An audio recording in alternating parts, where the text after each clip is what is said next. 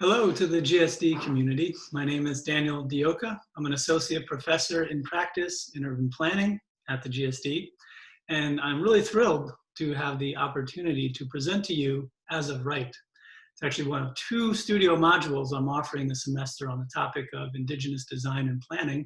The other one is called This Land is Your Land.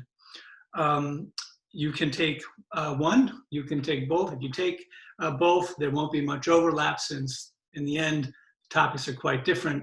If you take one, you certainly won't be at a disadvantage. In any case, I'm super excited about both of them, and I hope you'll consider signing up. So the studio is open to everybody, and actually really hoping to get a good mix. In planning the studio, I had the fortune to work with the GSD's brand new Indigenous Design Collective. So Elsa Hoover and Heidi Brandout, there on the left, will be our TAs. Our client is the Squamish First Nation, one of 3 local First Nations in Vancouver. This is Kel Silem, the Squamish counselor, who will be our primary point of contact. Our site is a Vancouver region where the Squamish Nation controls a number of reserves, or IRs as they're called. These are highlighted in bright red. Zooming into Vancouver, you see they have a lot of land in and right around Vancouver. So the immediate goal is to work alongside the Squamish to create design guidelines and conceptual plans for these IRs. We'll look at them in a minute. But the broader goal is to think about land use in the context of recent nods towards truth and reconciliation. So how can architecture, landscape architecture, urban planning, and urban design be tools of reconciliation, of liberation? How can we support First Nations' desire for self-determination? But we also want to learn from Indigenous ways of building, Indigenous ways of conceiving of our relationship to our natural surroundings. In an era of rampant environmental destruction, there are important lessons.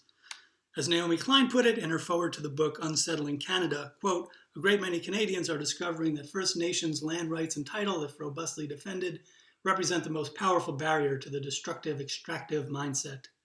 So I want to stress that this studio is meant to have broad implications for architecture, landscape architecture, urban planning, and urban design, however, wherever, and with whomever you practice it.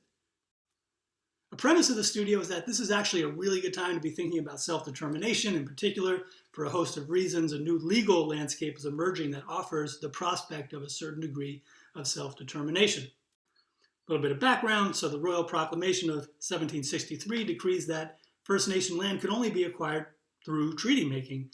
But if you look at a map of treaties today, you'll see that there are far fewer west of the Rockies. For reasons we don't really have time to discuss here, most of this land is unceded, meaning treaties were never made, meaning First Nations never gave it up. What does that mean? Sort of depends on who, and more importantly, when you ask. Until 1967, it meant very little. Indians, as they were called, were placed on reserves that, thanks to the Indian Act, could be easily uprooted. But in 1967, a group of Niska elders brought a lawsuit against British Columbia. So it would be another 20 or so years until an official treaty process started in British Columbia, but soon after, First Nations had some success in reclaiming land. In 2003, for example, the Musqueam First Nation filed a legal claim to its traditional territory, which included much of Vancouver. In the ensuing years, they took back a lot of land, for example, this golf course at the University of British Columbia. In the meantime, a reconciliation process was taking place. So in 2014, Vancouver City Council formally acknowledged that, quote, "The modern city of Vancouver was founded on the traditional territories of the Musqueam, Squamish, and Tsleil-Waututh First Nations. These territories were never ceded through treaty, war, or surrender." In 2015, the Truth and Reconciliation Commission of Canada released its final report with 94 calls to action. So this is the context that makes this moment so interesting and so potentially transformative. Let's return to the Squamish. Here again are their reserves.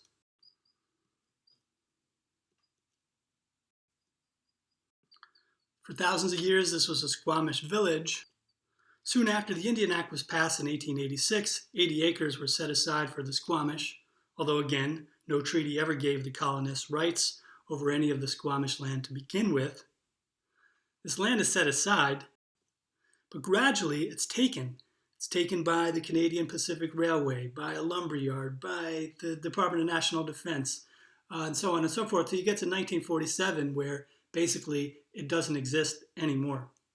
However, inspired by the Niska lawsuit, 1977, the Squamish Nation launches legal efforts to get the land back. In 2002, they're successful in getting back this piece of it.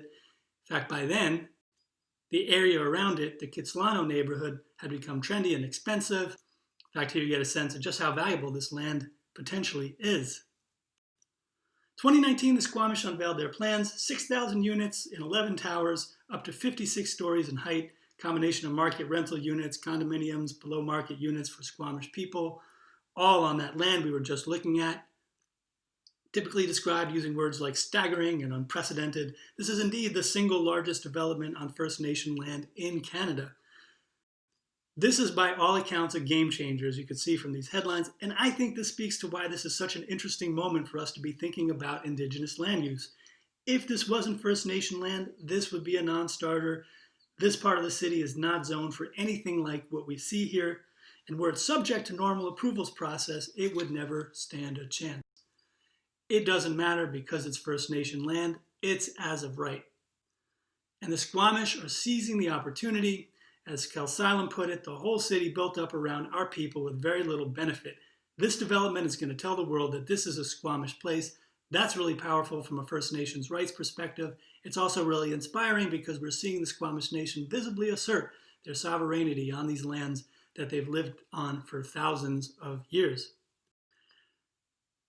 First Nation development, Native American development, it's happening. Housing is being built in urban areas where, after all, 70% of Indigenous people live. But Sanok is far more ambitious, has far more implications. What are they? That's what we want to start to think about this semester. Sanok is again one of many reserves that the Squamish presently control. We're going to look at the other ones. We're going to think about big, bold plans for some of these other reserves. Let's just take a look at a couple more. Let's begin with the sites that are closest to the city of Vancouver. So we can start with the Capilano 5 site in West Vancouver. A lot of development already on the site, industrial, commercial, residential, a trailer park, but quite a bit of empty land, good developable land. So on this site, as with the others, you'll have an opportunity to do new development, to preserve and to enhance what's there. In North Vancouver, there's this so-called Seymour site, combination of industrial land, including along the waterfront, golf course, some single-family housing. Mission 1, there's here a pretty fancy marina, as well as some Squamish single-family houses. Again, you'll have an opportunity for preservation, for enhancing what's there, and for doing some new development. But when we look at the map, we see there are a lot of reserves north of the city. So we're going to hop on that sea to sky highway and take a look at some of the other parcels to the north. We're going to do this with the aid of Kelsilam and his convertible, and that's Andrea Reimer, who you'll meet in a minute. They're taking us up the coast, up that highway, beautiful views all along. At this point, we're up north to what is called the Squamish Municipality. First thing we're going to do is check in on one of the sites where Kelsilam is actually having a canoe built. Looks pretty good. Seems happy. Onward, further north to where there's actually very little development. These are opportunities as well, not necessarily for development, although Squamish are willing to explore that with you, but likely for preservation or indeed for restoration of some of the landscape. So there's a lot of different sites. There's, I think, something for everyone here. Basically working alone, working with a partner. You'll pick one of these sites and get to work. It's pretty open. I want to say the Squamish are looking for big, bold ideas for these sites. As you saw from Sanok, they think really big. They want you to think big as well. In parallel with our small group projects, we'll come together to hash out design guidelines. We'll review precedents like Auckland's Te Arenga design principles. I want to say you'll get a lot of feedback along the way. You'll have plans that summarize community input and offer some high-level suggestions for some of the sites. But you'll also have an opportunity to talk to people from the Squamish Nation. You'll interact with Indigenous designers, artists, activists, historians, scholars. We're remote. We're certainly not in a vacuum. We'll have a virtual field trip. We'll meet the people that you see here. But people will also be joining us for crits. Indeed, I think this is the benefit of the virtual format. You'll be doing a lot of group crits. Very rarely will you have one-on-one crits. Small group crits with your peers, with our client, with our studio friends will be the norm. Now, the disadvantage is that we won't get to travel to the site. That's where Andrea comes in. So that's Andrea Reimer, who is a former city council person in Vancouver. She's also a Loeb Fellow, done a lot of work with the Squamish Band, and she'll be helping us out. Also, Clay Lynn, who's a mod student, who fortunately for us lives in Vancouver. He'll be helping us out in terms of taking pictures and documenting sites and conducting interviews. Let me use this opportunity to say there's, of course, a wonderfully rich and exciting Indigenous design movement, which we'll be in dialogue with. Some of you maybe saw Unseated, Voice of the Land. This was the Canadian entry to the 2018 Venice Architecture Biennale. It showcased 18 prominent Indigenous Canadian architects. It's a terrific resource. We'll have a chance to look at a lot of great precedents: housing, cultural centers, schools, public spaces, a lot of really terrific projects that reference in one way traditional Indigenous forms. I want to emphasize, though, that these structures are not just there for us to riff on. In fact, they are built still because, frankly, they're just the best way to build things sometimes. Some of the photos I'm showing you are, in fact, rare ones. As a recent article on Indigenous architecture put it, architecture has been a tool of colonialism in Canada. I'd say the same about the States. Settlers arrived, they knocked down the wigwams, teepees, longhouses, slope roof sheds, and other architecture of people indigenous to what became Canada. In their place now stands a 150-year legacy of built erasure.